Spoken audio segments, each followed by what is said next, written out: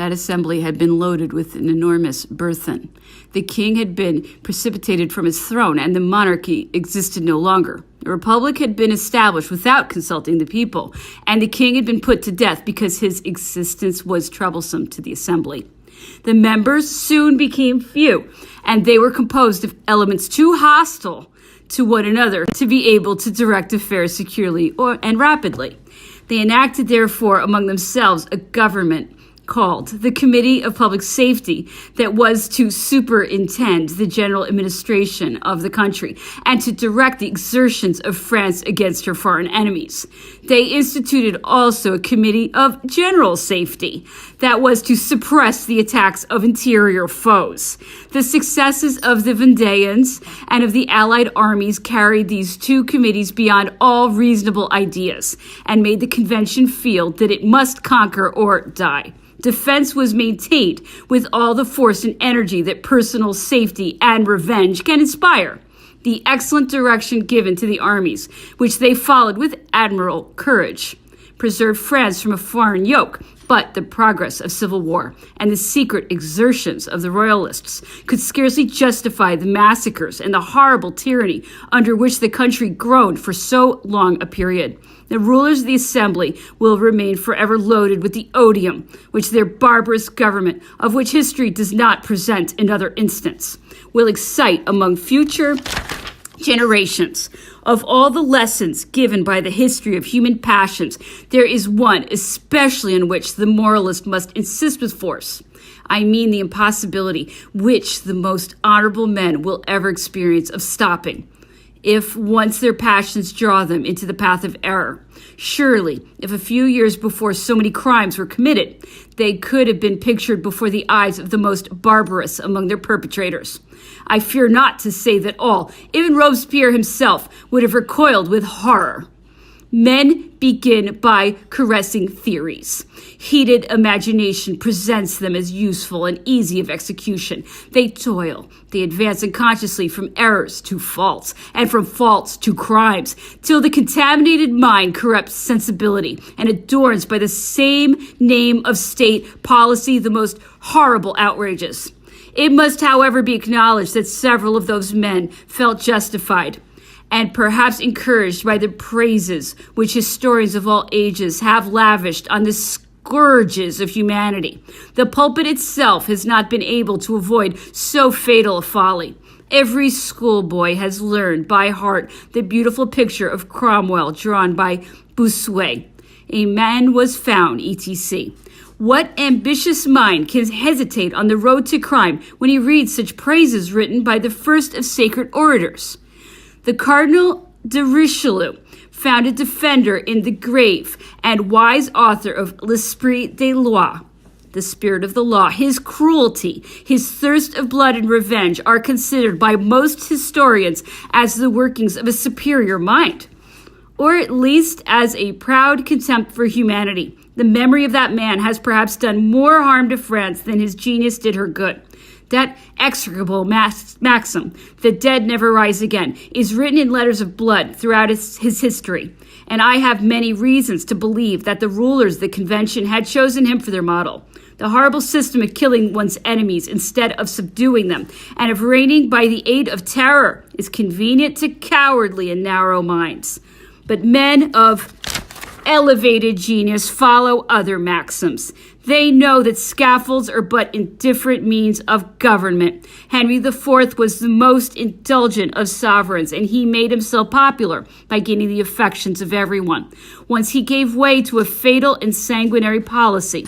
It is but too sure that the death of Biron was of no use, either to his own authority or to the happiness of the following generations. The rage of the convention necessarily drew to an end. The government they had established exercised their tyranny on themselves. Fear gave birth to despair. Thousands of victims had been butchered under the eyes of the assembly, which remained insensible and at last sacrificed the government to its own safety. But it did not foresee that general contempt would succeed to terror. In vain did the convention expel and punish such of its members as had bathed themselves in blood. In vain did it recall those who had made themselves respected by their courage and humanity. Hatred and indignation assailed it on all sides, and such was its situation that even when adopting an amended course, it was surrounded by the distrust of all honorable men and the clamor and threats of a populace whose perverseness it had itself completed by encouraging outrage. In the month of Prairial, the Faubourg Saint-Antoine besieged the assembly and came to seek for victims in its bosom. And if the convention was not forced to submit, it was owing to the heroic resistance of Voici d'Anglas, whose admirable courage subdued the mob. The assembly resolved at last on a desperate measure, the only one that could succeed. Regular troops were called in, and Pichegru led them to the suburb. The rebels were disarmed and humbled. This victory, which did not cost a drop of blood, has delivered us for a long while, I hope, from the fury of the rabble. When I arrived in Paris, these events had already taken place. The convention was at that time completing a constitution, which was not good, which at least gave force and independence to the executive power, while it preserved the representative system. But the nation would accept nothing from that polluted assembly, and, notwithstanding all its exertions, the Constitution was but little approved of. The convention, not wishing to renew the fault committed by the Constituent Assembly, who had abandoned the fruit of their labors to jealous and hostile hands, had passed a law declaring that 2/3 of its members were necessarily to belong to the new councils established by the Constitution. Public opinion, however, was against them all, so that when the citizens came together in the primary assemblies to vote on the Constitution and on the law of the 2/3, they were exasperated publicly by orators whose misfortune and resentment had soured, and secretly by crafty royalists. Must we, they said, continue to see for several years, sitting among our legislature and deciding over our fate, men who have favored and practiced the most horrible tyranny? We will have nothing more to do with them. Let them go. It is sufficient that we accept their labor and ensure their safety by a generous oblivion of their crimes. Such violent speeches, repeated with emphasis in all the assemblies, stirred up the spirit of the citizens, who, after having in vain attempted to reject the constitutional act and the law of the 2/3, resolved to repel by force of arms those whom they had not been able to remove by their votes. General Menou was commander-in-chief of the military division. General Delisle made me acquainted with all the details of his staff. The regular troops at the disposal of government did not amount to above 5,000 men. They were sufficient to maintain tranquility, but not to oppose 30,000 hostile and well-armed National Guards. It was not possible to draw any troops from the armies. The war was going on actively. The disturbances in the Vendée were not suppressed, and strong forces were required against the robberies of the Chouans. It was therefore resolved to deceive the people in regard to the weakness of the garrison by multiplying its movements so that it continually marched out of one gate and into another. This little stratagem was soon discovered. It augmented the assurance of the leaders of the sections, and the day for the attack was fixed.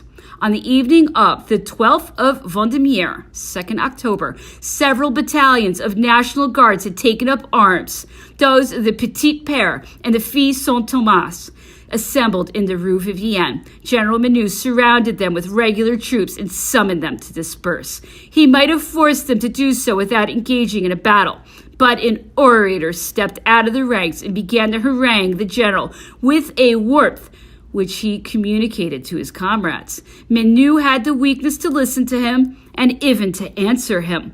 From that account, all was lost. The battalion remained, and the general retired, giving them a proof of his irresolution and leaving government in doubt concerning his fidelity.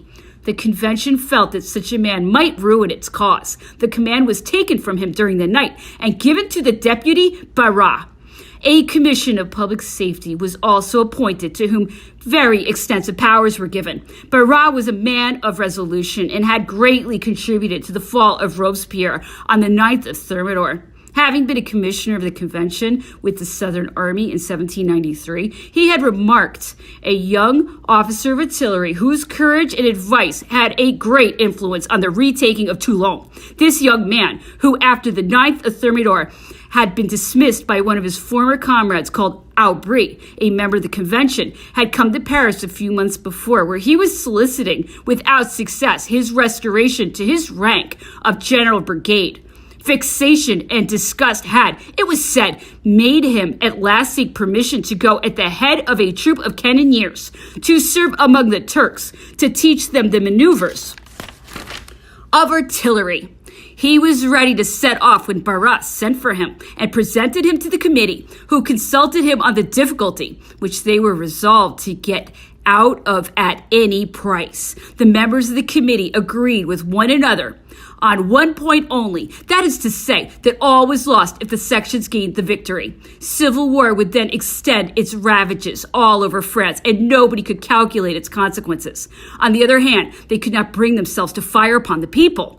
Some wanted to make concessions which would have destroyed all hope of redress. Others spoke stoically, waiting death in their chairs like true Romans. The artillery officer laughed both at their scruples and ridiculous resolution. He demonstrated to them that the Parisians were nothing but fools, led on by cunning rogues, that government had in its favor power and right, that nothing was easier than to disperse, without spilling much blood, inexperienced battalions which had neither clever leaders nor artillery. His firmness, his eloquence, his consciousness of great superiority, which his countenance itself betrayed, inspired confidence and carried persuasion into the minds of everyone. This young man's name was Bonaparte.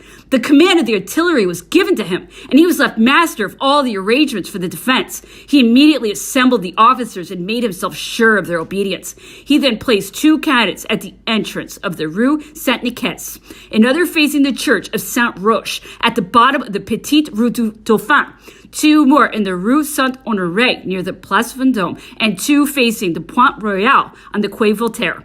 Reserves of infantry were stationed behind the cannon in order to protect them, and on the Place du Carrousel, the cavalry was posted in the Place Louis XV. He afterwards acquainted the battalions that they were at liberty to remain where they were as long as they chose, but that if they went one step beyond the prescribed limits, or if they fired a single musket, he would repel them with his artillery. His firmness, instead of inspiring awe, convinced the enemy that he was afraid and would not dare to fire. After a good deal of hesitation, the enemy's troops put themselves in motion, those who were behind pushing on those who were in front, and a discharge of musketry was the signal of the attack. At the same instant, the grape shot of the 3 field pieces carried death and terror into their ranks. Their flight was so rapid, so abrupt, and so complete that a bullet shot off along the Rue Saint-Honoré did not touch a single person. General Carteau had been placed on the Pont Neuf with a battalion of infantry of the line in order to cut off the communication between the 2 banks of the Seine.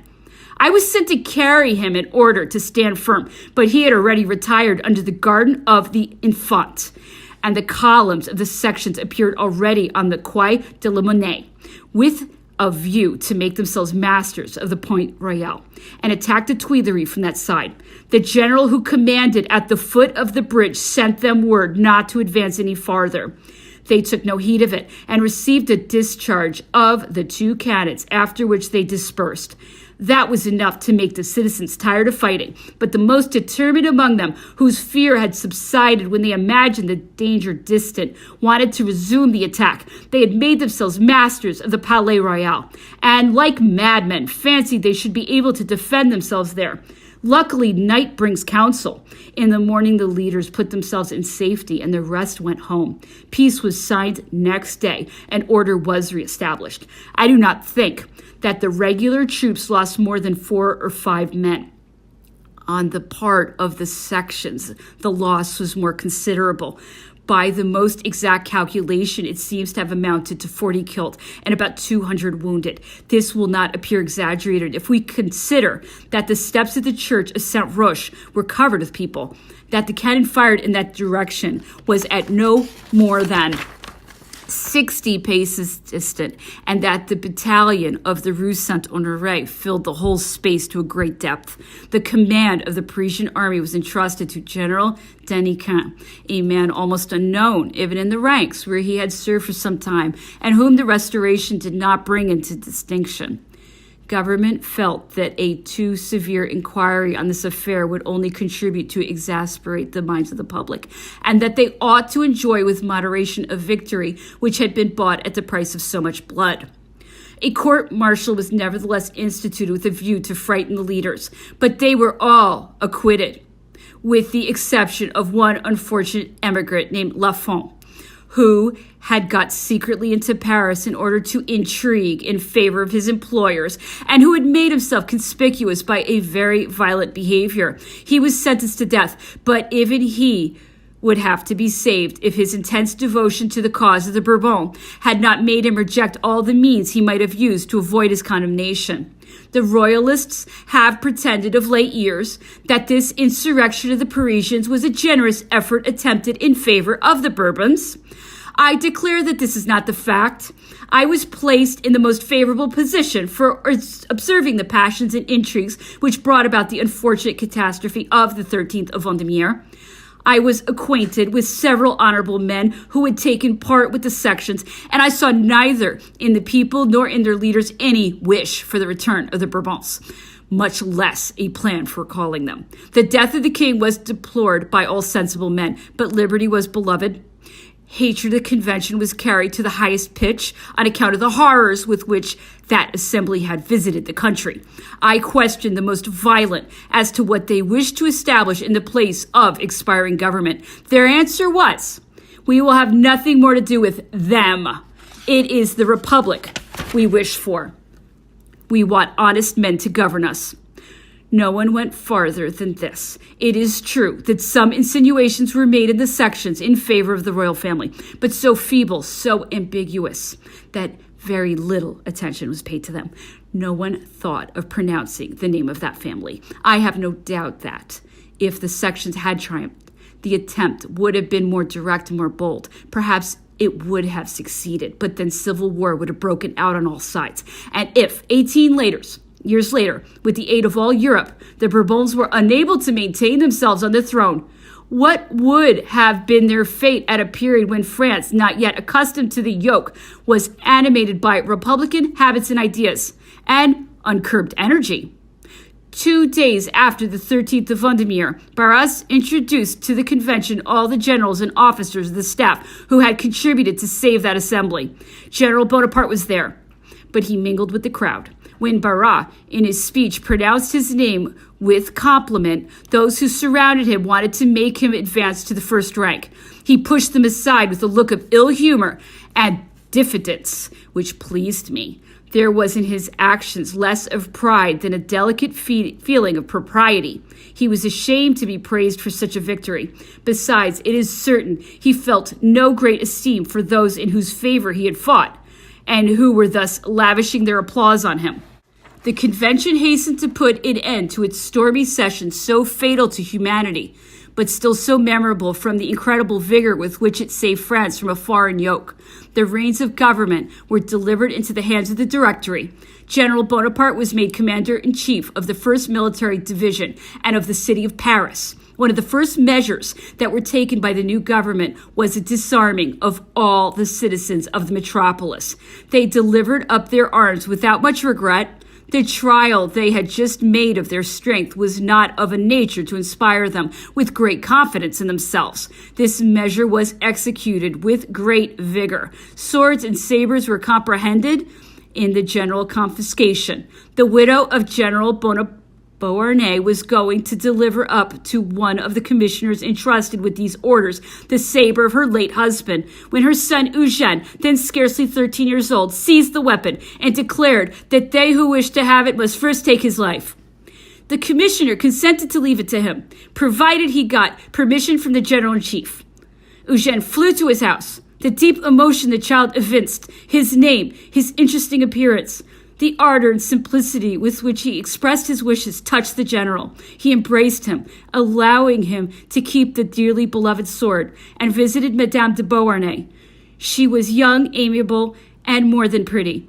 He fell in love with her, and soon after married her, so that their union, which so long a happy one, had its origin in an amiable trait of filial piety.